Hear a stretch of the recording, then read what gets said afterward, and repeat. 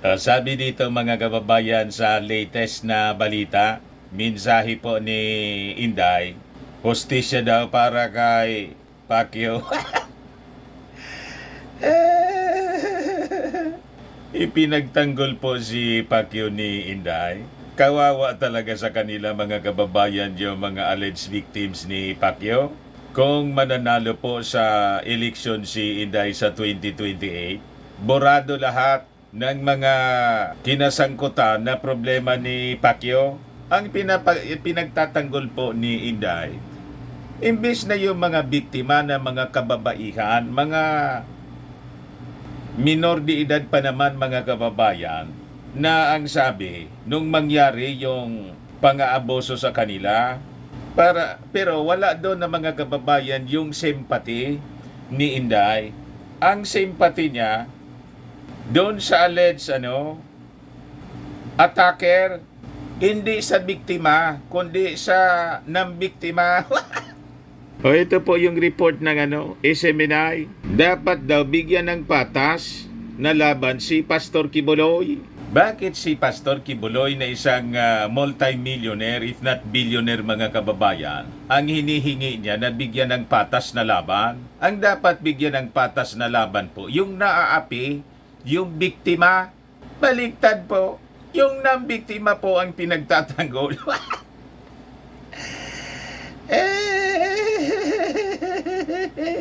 But before ko mga kababayan ibigay sa inyo yung kwento, yung full story nito, click subscribe muna dito sa ating YouTube channel and hit the notification bell para lagi po kayong updated sa mga makatotohanang balita.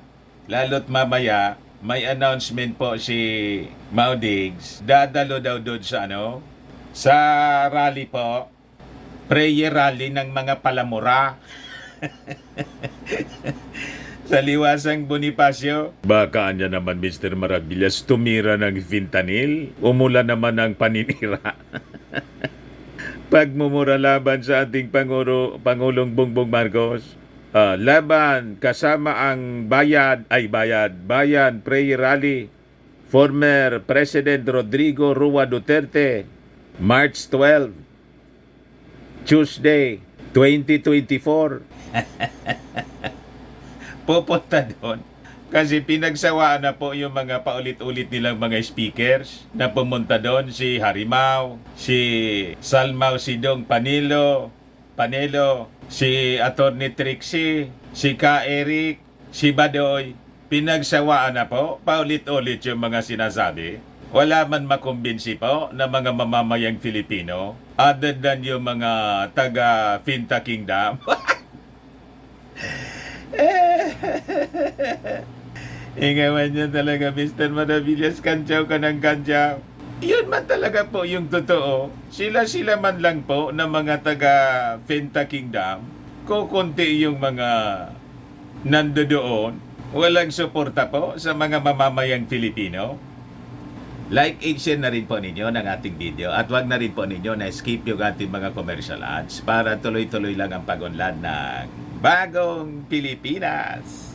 Sa mga naghanap po ng malinis and spacious fitness gym, punta lang po kayo sa aming Colossal Fitness Gym. We also offer Grab Car Rental with our brand new 2023 model ng Toyota Innova. We also accept booking for those who are planning to travel via PAL, Cebu Pacific, and other airline companies, local and international.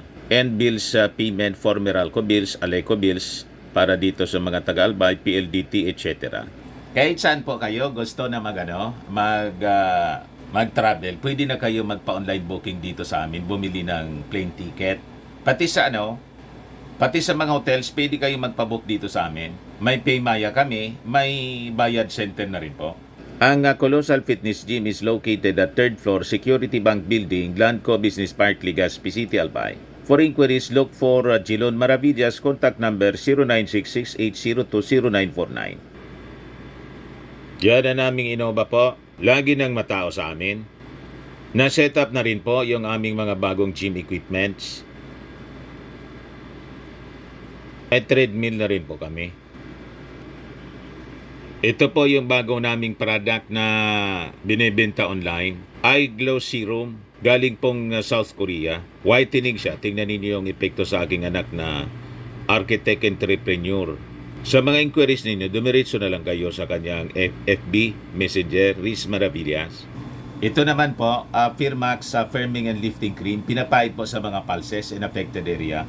Mainam po siya sa paninigas ng mga kaso-kasuan, pati sa mga pains.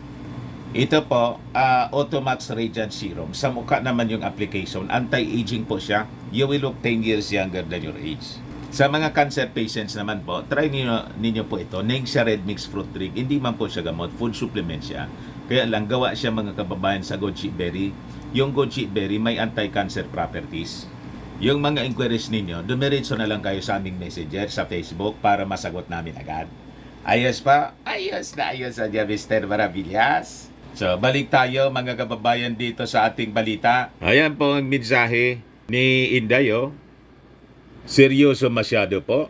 Alalang-alala po siya.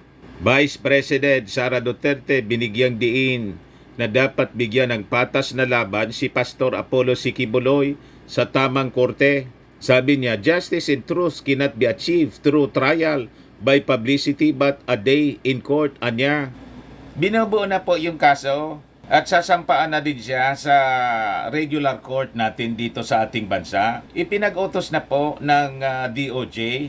Ngayon, kaya lang may problema siya. Kasi nasangkot sa fake news yung kanyang SMNI. At nasilip may mga problema po. Pati yung kanyang korporasyon mismo. Kailangan niyang sagutin yon sa Congress. At saka may reklamo sa kanya sa Senado yung kanyang mga alleged victims. Nagreklamo po kay Risa Ontiveros. So may mandato po ang Senado. Kaya kailangan pong sagutin niya. Hindi man po siya trial by publicity. Alam naman po ng mga mamamayang Filipino, pag hindi pa kondinado, hindi pa man po napapatunayan sa korte kasi ayaw man niyang humarap doon sa Amerika. Ang dapat gawin niya, para sabi mo, hindi trial by publicity, sumurinder na siya doon sa Amerika kasi. Ganon. Kaya lang, ang medyo nakakalungkot dito, Inday, kung bakit gusto mo ng patas na hustisya, patas na laban kay Pacquiao. Paano naman yung mga alleged victims niya? Bakit kasi ang gusto mo patas na laban kay Pacquiao? Di ba dapat babae ka? Yung alleged victims niya, mga kababayan, dapat di ba doon ka kumampi at tumingi ng patas na laban para sa mga biktimang kababayan, lalo't mahihirap sila as compared kay Pacquiao na kung hindi multi-millionaire, billionaire po. Nasaan ang hustisya? Di ba? Maling-mali yata na ibinoto ka, isa kang public official, vice president. Kumampi ka dun sa mayaman, hindi sa ordinaryong mamamayan. O sabi naman ng mga taga-Fentanyl Kingdom, naninira ako. Nagpapaliwanag lang po. Di ba? Ito po yung report ng News 5, BP Sara, ipinagtanggol si Quiboloy. Pakinggan po natin yung report ng News 5. Ipinagtanggol ni Vice President Sara Duterte si Pastor Apollo Quiboloy sa gitna ng mga ipinupukol na alegasyon sa kanya ng Senado. Sa isang video message na pinost ng SMNI, iginiit ni VP Sara na hindi patas at abusado na ang pagdinig laban sa pastor. Dahil tila hinatulan na raw na guilty si Quiboloy base lang sa salaysay ng mga hindi nagpapakilalang testigo. Sa ngayon, may nakabinbing contempt order ang Senado laban kay Quiboloy. Pero panawagan naman ng Vice Presidente, mabigyan sana ng hustisya ang pastor. Lagi po tayong manalangin para sa hustisya at katotohanan. Justice and the truth cannot be achieved in trial by publicity, but by a day in court. Sa gitna naman tungkol sa kinakaharap ng mga... So yun mga kababayan, si Inday, naaawa siya kay Pacquiao, the alleged attacker, at tinihingi niya ang pantay na laban. Hindi nga po pantay yung laban. Kasi yung kaibigan po ninyo, multi-millionaire if not billionaire. Ang dapat pong hiling ninyo, pantay na laban para doon sa mga humihingi ng hustisya. Ang humihingi po ng hustisya po, yung mga alleged victims niya. Naintindihan mo, Inday? Simple rin naman yan, taga doon sa Davao si Pacquiao at best friend ng kanyang tatay. Yun nga po yung masama doon. Yun ang nakakalungkot, mga kababayan. Kaya ito yung mga reactions ng mga tao po, oh. Laki ng utang ng loob, ah. Kahit pala ang abuso ng mga bata at babae, babaliwalain. Kibulok supporter sir. Kasi may nag-react, confirm abuso ng bata. Where did you keep your mind? Sabi ng isa pa, kung di totoo, bakit pati sa ibang bansa, tsaka wala namang masilip kung talagang wala siya kinalaman. Harapin niya kung wala siya talagang ginawa.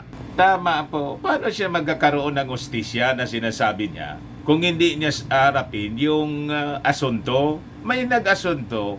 Kaya dapat niyang harapin at i-defend yung kanyang sarili. Ipaliwanag kung bakit hindi totoo. Kung baga yun ang sinasabi nila. Tama po, mga kababayan. Ayun lang po yung ating short video ngayon. Ako po si Dante Maravillas. Bye-bye. God bless.